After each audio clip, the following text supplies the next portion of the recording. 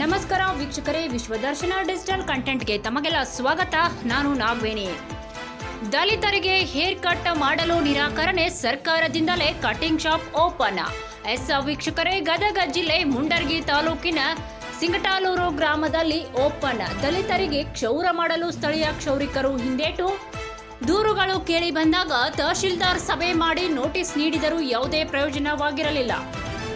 ಕ್ಷೌರಿಕರು cutting shop ಬಂದ್ ಮಾಡಿದ್ರು. ಮೂಢನಂಬಿಕೆಯಿಂದ ಕ್ಷೌರಿಕರು ದಲಿತರಿಗೆ ಕಟಿಂಗ್ ಮಾಡುತ್ತಿಲ್ಲ. ಮಹಾನವಮಿಯ ಸಮಯದಲ್ಲಿ ವೀರಭದ್ರೇಶ್ವರ ಸ್ವಾಮಿ ದೇವರು ಹಡಪದ ಸಮಾಜದವರ ಮನೆಗೆ ಭೇಟಿ ನೀಡ್ತಾರೆಂಬ ಸಂಪ್ರದಾಯವಿದೆ. ಆ ಸಮಯದಲ್ಲಿ ಹಡಪದ ಕುಟುಂಬದವರು ದೇವರಿಗೆ ವಿಶೇಷ ಪೂಜೆ ಸಲ್ಲಿಸುತ್ತಾರೆ. ಈ ಧಾರ್ಮಿಕ ಕಾರಣವನ್ನ ಮುಂದಿಟ್ಟುಕೊಂಡು ದಲಿತರಿಗೆ ಕ್ಷೌರ ಮಾಡಿದರೆ ದೋಷವಾಗುತ್ತದೆಂದು ಕ್ಷೌರಿಕರು ದಲಿತರಿಗೆ ಕಟಿಂಗ್ ಮಾಡುತ್ತಿಲ್ಲ. ಈ ಸಾಮಾಜಿಕ ಅಸಮಾನತೆ ಹೋಗಲಾಡಿಸಲು ಜಿಲ್ಲಾಡಳಿತ ಮಹತ್ವದ ನಿರ್ಧಾರ ಮಾಡಿದ್ದು, ಸಮಾಜ ಕಲ್ಯಾಣ ಇಲಾಖೆ, ತಾಲೂಕಾ ಪಂಚಾಯತ್, ಪೊಲೀಸ್ ಇಲಾಖೆ ಸಹಯೋಗದಲ್ಲಿ ಕಟಿಂಗ್ ಶಾಪ್ ಓಪನ್. ಅಧಿಕೃತವಾಗಿ ಸರ್ಕಾರದ ವತಿಯಿಂದಲೇ ಕ್ಷೌರದ ಅಂಗಡಿ ಕಾರ್ಯಾರಂಭ. ಅವಾಗ ಮುಡ್ಚೆಟ್ ಆಗೋದಿಲ್ಲ, ಓಟ್ ರೊಕ್ಕ ಶೆರೆ ರೊಕ್ಕ ಇಸ್ಕೊಂಡು ಓಟ್ ಹಾಕ್ತಿರಲ್ಲ, ಶೆರೆ ಕುಡಿದು ಓಟ್ ಹಾಕ್ತಿರಿ, ಮಾರ್ಕೆಂತೀರಿ. ಮತ್ತು ಅವಾಗ ಕೇಳ್ಬೇಕು, ಅವಾಗ ಯಾರು ಬರೋದಿಲ್ಲ ನೋಡ್ರಿ. ಬೆಳೆಯಂಗೆ ಬೆಳೆ ಚೊಣದವ್ರು ಯಾರ್ಯಾರು ಬರೋದಿಲ್ಲ, ಮತ್ತು ನಾವು ಬರ್ಬೇಕು ಅವಾಗ. ಅದಕ್ಕೆ ನಾನು ಬರ್ತಾ ಕೇಳಿದೆ ಪೂಜಾ ಸರ್ಗೆ, ಆಮೇಲೆ ನಮ್ಮ ಲಕ್ಷ್ಮಣಗೂ ಕೇಳಿದೆ, ಯಾಕೆ ಇಲ್ಲಿ ಯಾವ ಊರನವರು ಬರೋದಲ್ಲ, ಬಂದೇ ಇಲ್ರಿ ಸರ್, ಇಲ್ಲಿ ಊರನಲ್ಲಿ ಯಾರು ಬರೋದು ಬಿಡೋದು, ಬಿಳೆ ಹೋಗ್ಬಿಡ್ತಾರೆ, ಹೆಚ್ಚು ಕಡಿಮೆ ಆದ್ರೂ ಬಿಳೆ ಹೋಗ್ಬಿಡ್ತಾರೆ. ದೇವರು ದಿನರು ಹೆಣ್ಣದೇವರು ಗಂಡದೇವರು ಎಲ್ಲ ಬೇಡ ಬೇಡ ಅಂದ್ಬಿಡ್ತಾವೆ. ಎಷ್ಟೆಲ್ಲ ಹೇಳಿದ್ರು ಮತ್ತು ಕಲ್ಲು ಕರಗಿ ಹೋಗಿತ್ತು, ನೀರು ಬತ್ತಿ ಹೋಗಿತ್ತು, ಕಟ್ಟಿಗೆ ಸುಟ್ಟು ಹೋಗಿತ್ತು. ಇಂಡಿಯಾದಾಗ ಮೂರ ದೇವರು, ಕಲ್ಲು ದೇವರು, ಕಟ್ಟಿಗೆ ದೇವರು, ಮಣ್ಣದೇವರು. ಕಟ್ಟಿಗೆ ಸುಟ್ಟು ಹೋಗಿತ್ತು, ಕಲ್ಲು ಕರಗಿ ಹೋಗಿತ್ತು, ನೀರು ಬತ್ತಿ ಹೋಗಿತ್ತು, ನಿಮ್ಮ ನೆತ್ತ ಬಲ್ಲರು.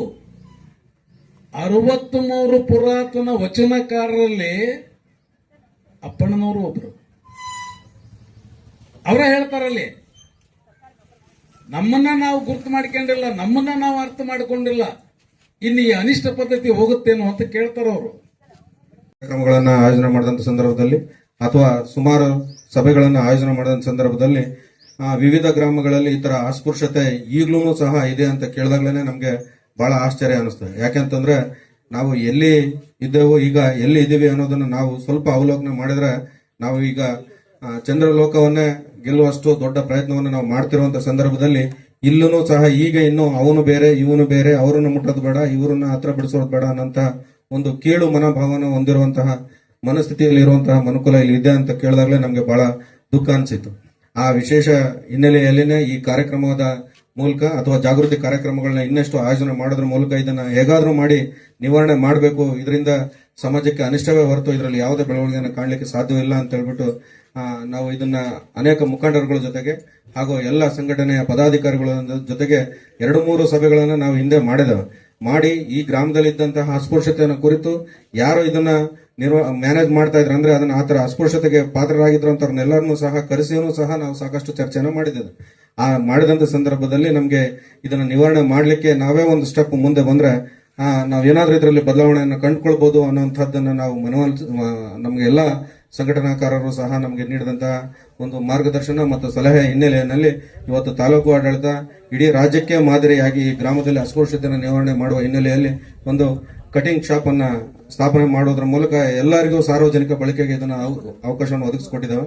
ಸೊ ಇದು ಕೇವಲ ತಾಲೂಕಾ ಆಡಳಿತ ಮಾತ್ರ ಇದ್ರ ಹಿಂದೆಗಡೆ ಇದೆ ಅಂತಲ್ಲ, ಇದಕ್ಕೆ ಎಲ್ಲ ಸಂಘಟನಾಕಾರರು, ಎಲ್ಲ ಹೋರಾಟಗಾರರು ಸಹ ಇದಕ್ಕೆ ನಮಗೆ ಸಾಕಷ್ಟು ಸಹಯೋಗ ಮತ್ತೆ ಸಹಕಾರವನ್ನು ನೀಡಿದ್ದಾರೆ. ಅದು ಇಲ್ಲ ಅಂತಿದ್ರೆ ಕೇವಲ ಆಡಳಿತ ಅಥವಾ ಅಧಿಕಾರಿಗಳಿಂದನೇ ಇದನ್ನ ಮಾಡ್ಲಿಕ್ಕೆ ಸಾಧ್ಯ ಇಲ್ಲ.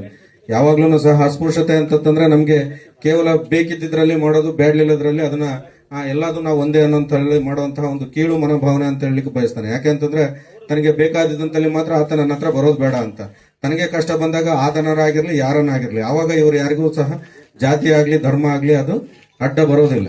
ಸೊ ಇಂಥ ಸಂದರ್ಭದಲ್ಲಿ